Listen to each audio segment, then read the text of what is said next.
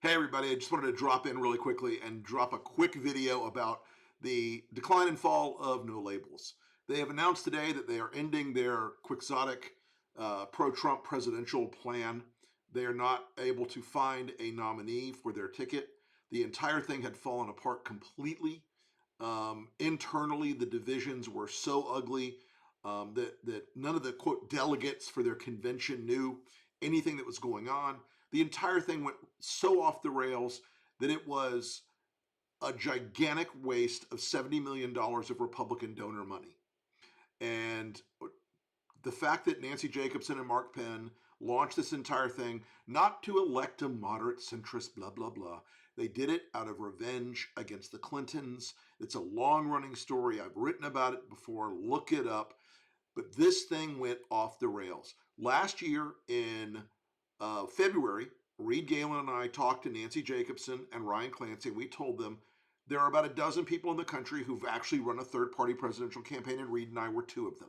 We told them how hard it was. We told them they'd never get to 270. We told them that this thing was going to absolutely be a pro-Trump effort. They rolled their eyes, they sighed, they stomped their feet. They reported us to the Department of Justice because we were mean to them on Twitter. But I will say this, a lot of people in the pro-democracy movement here at Lincoln Project, shout out to Philip Germain, who took point on a lot of the no-label stuff inside Lincoln. Shout out to the guys at Third Way, Matt, Lucas, the whole team over there. A whole lot of people put themselves out there against Nancy Jacobson, who is one of the most powerful PR voices in Washington. She has an amazing power to conform stories to her will with the press. And this was the first time anyone had actually pointed out what No Labels was going to do. And the teams from all these pro-democracy groups took it on, went after them. And I'll be honest, the Biden campaign didn't want to do it at first. They were a little nervous about it. But we laid it out over and over and over again for Americans. This was funded by Republicans. Most of the staff that's in No Labels now are Republicans. This was going to benefit Donald Trump no matter how they sliced it in their PR. It was going to be a pro-Trump super PAC, pro-Trump effort in the end. They ignored a lot of the election laws around the country. They got slapped for it a bunch of different places, which is a very on-brand thing for Republican organizations these days. So look, we are delighted that No Labels is off the radar screen for 2024. This is a net positive for Joe Biden. We look at this as a very big up for the Biden campaign.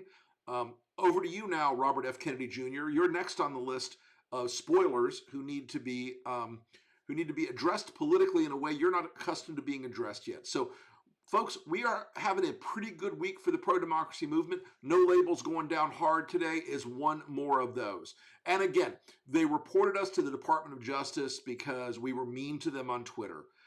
This told me at the time two things. One, they wanted to outsource their legal defense. And two, they didn't understand the process of politics in America because the First Amendment is pretty magical for political speech. We exercised it.